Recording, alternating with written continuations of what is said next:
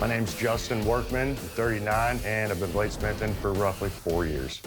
The last 3 months, I've been going through chemo with the hopes that I'd stave off the need for an amputation of my right arm. I hope this sets an example to anybody that's struggling. No matter how bad it is, you can still power through it. My name is Doug Ziegel. I'm from Mount Laurel, New Jersey. I'm 33 years old. My uncle was a blacksmith, so I got to move some metal with him when I was younger, and I really enjoyed it. You took something rock hard like steel, you heat it up, and it's like Play-Doh. I mean, what's cooler than that? Justin, Doug, congratulations. You guys made it past round 1 and 2, and now it's just between the two of you with the title of Forge and Fire champion and a check for $10,000. In round 3 of the competition, we're gonna send you home to make another culinary tool. But this one's quite a bit bigger than anything you've seen. And that tool is the Maguro Bocho. Also known as the tuna sword, the Maguro Bocho is a specialized cutting tool designed to fillet massive bluefin tuna. This impressive blade is not your average kitchen cutlery. With a total length up to 3 feet long, these culinary swords were often hand-forged by the same swordsmiths that make the iconic Japanese katana. They feature a thick spine and razor-sharp edge that cuts effortlessly through any large fish.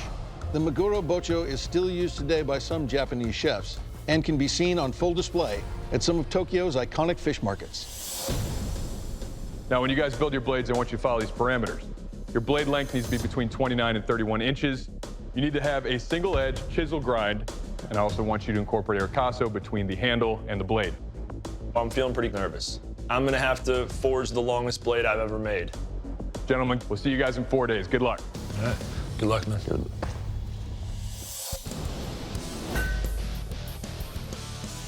We're here at my home forge in Chambersburg, Pennsylvania. My game plan is I'm going to sand give her a little flux. The heat treat is the biggest thing I'm concerned with. My goal is to get a hardened blade. Oh, I got a nice little warp in that bad boy. Oh, I'm so mad. This whole competition did not go exactly as I planned. Got about 4 hours left of this competition, and I still have a fair amount of work to do. I know for a fact that I'm at parameters. It's the one thing that I've been checking over and over and over again. I'm back in Mount Laurel, New Jersey at my home forge, and I am ready to get started on my Maguro Bocho build. So this tuna sword is probably about twice as long as anything I've ever made. I gotta get the forge hot, and I'm ready to put my 80 CRV2 in there and get hammering. It's pretty malleable steel, so far things are going pretty quickly. But I want to keep making progress as fast as possible. Once the quench comes, that's kind of the make or break situation for me today. So I'm just trying to get the heat right. Yeah, we're in good shape. It's time to get everything fit, assembled, and finish this blade. All right, got a nice clean fit. That is the first look at what will soon be a finished blade. Now that I have the final assembly finished, I didn't come up with an elaborate test, but I used to work at a sushi restaurant, and this is a tuna sword. It cut pretty clean. I think it does the job. All right, bladesmiths. To find out what kind of lethal damage your Maguro Bochos will do, I'll take your weapon and make some lethal cuts on these 6 different fishes. Justin, you're first. You ready for this? Let's make some sushi.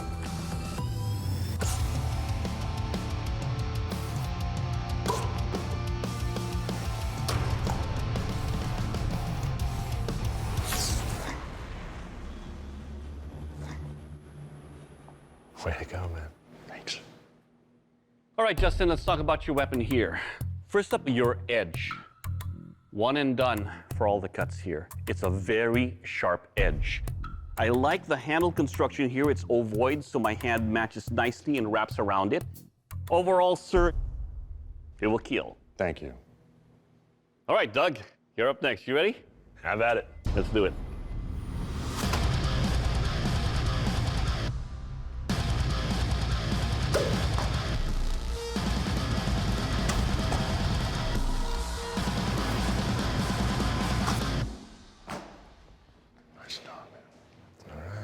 All right, Doug, first up, the handle construction. I really like the way you shaped your handle here because it's typical Japanese style. Now, it's a lighter blade, but your edge is so sharp, it cut cleanly through the fishes, easily. Overall, sir, it will kill. Thanks. All right, gentlemen, I think you know what time it is. It's time for the strength test. Now, we're calling this our bow staff attack. Now, Justin, your weapon is already locked in our device here, and I will be attacking it with our waxwood bow staffs. This test is not about what your blades do to that staff, what that staff's going to do to your blade. All right, You ready? let's do it. Okay.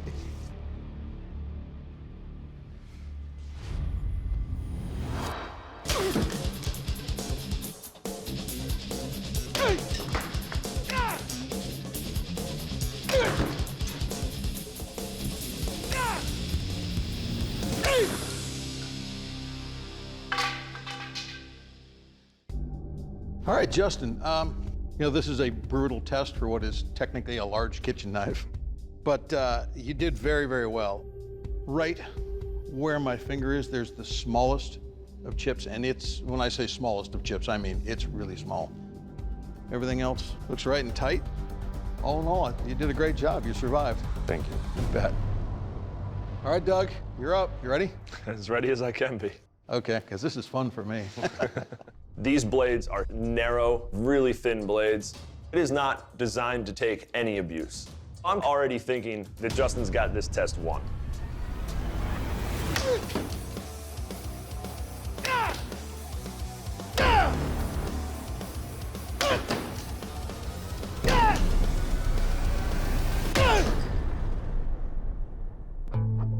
So Doug, right off, this is remarkably light. There is the slightest rough spot, but besides that, I don't see any deformation in your blade. Blade's as straight as it was when we started out. It's a good, solid piece. Well done. Thank you. So, all right, gentlemen, 2 tests down, 1 test to go. All right, bladesmiths, we're cutting it close. We know that both your weapons can kill, and we know they're strong. Now it's time to find out how sharp they are. This is the sharpness test. To find out how sharp your weapons are, I will cut through these rolled up tatami mats. Now, unlike the strength test, this is all about what the edge of your weapon will do to these mats. Justin, you're up first. You ready for this? Rock and roll. All right, let's do that.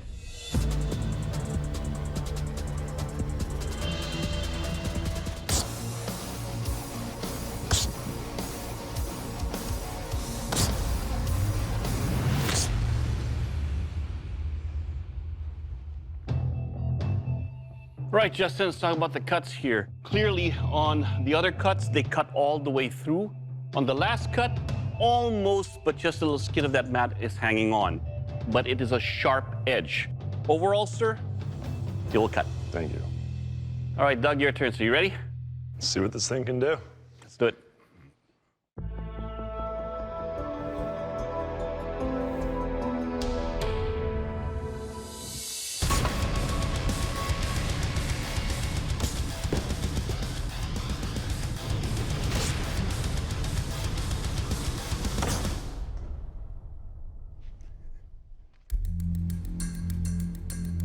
All right, Doug.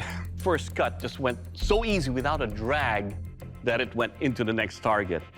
It is a very sharp weapon, it's very easy to wield, and it's light. Overall, sir, it will cut. Thank you. First of all, both of you, thank you very much for your hard work. But as we know, only one of you is going to be leaving here, the Forge and Fire champion, with a check for $10,000. And today's Forge and Fire champion is Doug. Congratulations, you won. Justin, unfortunately, you're not going to be leaving with the win today, and Doug's going to tell you why. Justin, on any other given competition, I can see your blade being a champion's blade. It is a beautiful blade. But today, your opponent's was just a little sharper, a little lighter, and faster to wield. Justin, again, thank you very much for your hard work, but unfortunately, I'm going to have to ask you to please leave the Forge. Good job. Thank you. I'm glad that this time frame worked out as it did. Chemo takes a toll on your body, but going through that and then do this whole competition just goes to show myself how much I can actually push through. You know, I've always kind of been stubborn, but I didn't realize how stubborn I am, actually. Well, Doug, you are the Forge and Fire champion Congratulations, man. Thanks a lot. Yeah. What are you going to get with that $10,000? Oh, I fell in love with a forge press. So I definitely want one of those of my own.